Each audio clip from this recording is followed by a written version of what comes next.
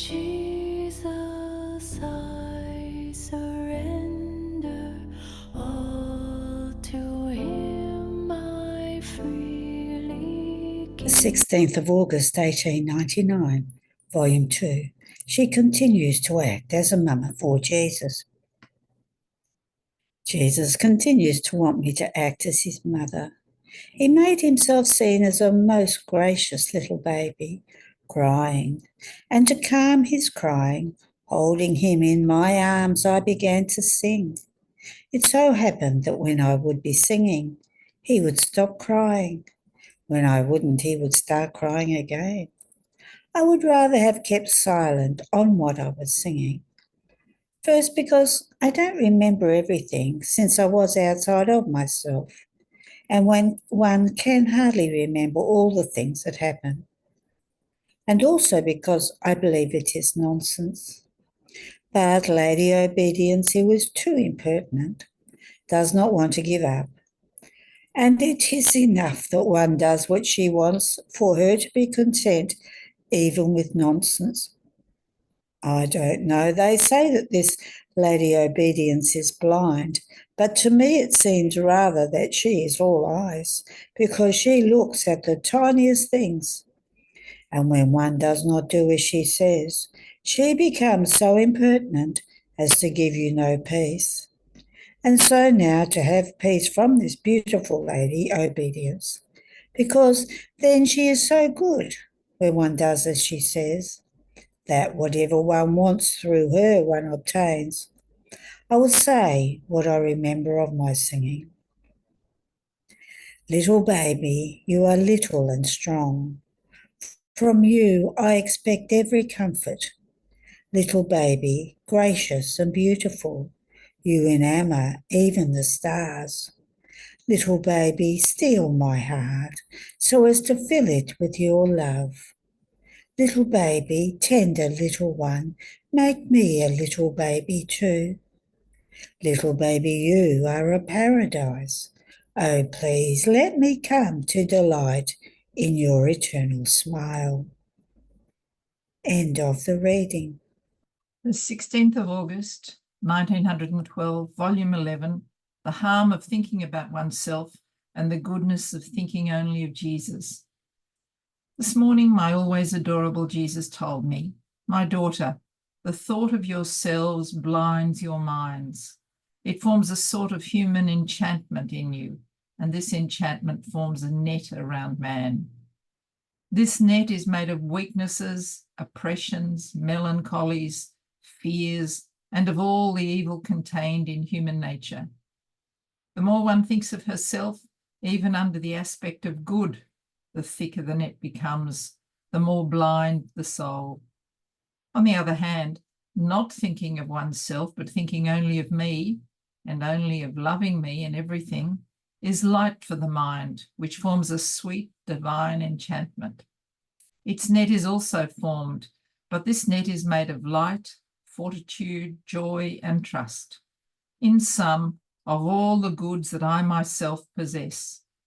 The less one thinks of herself, the thicker that net becomes, to the extent that one no longer recognizes herself.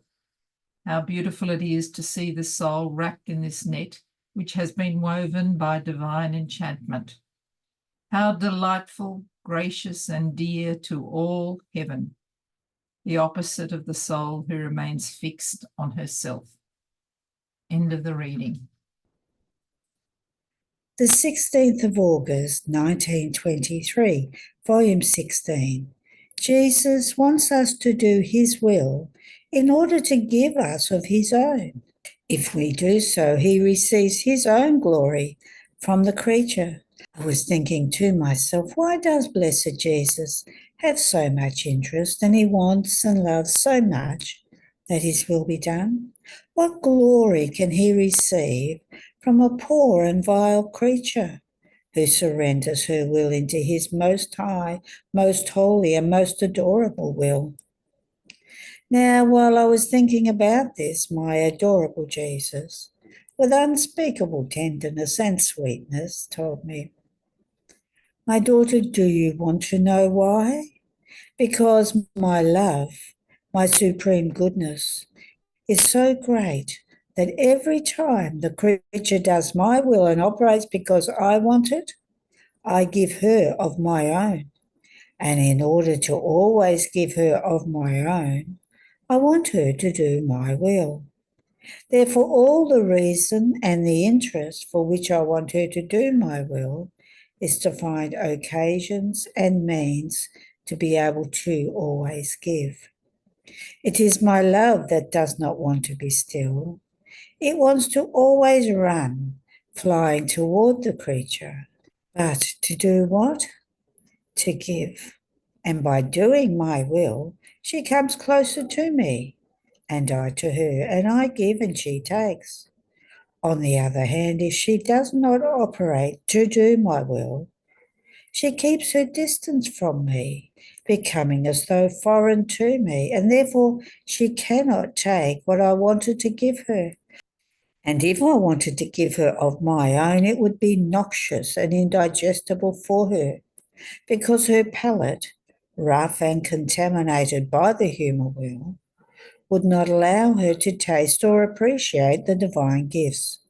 Therefore, all the interest is because I want to always give of my own. My glory, then, is my own glory, which I receive through the work of the creature who does my will.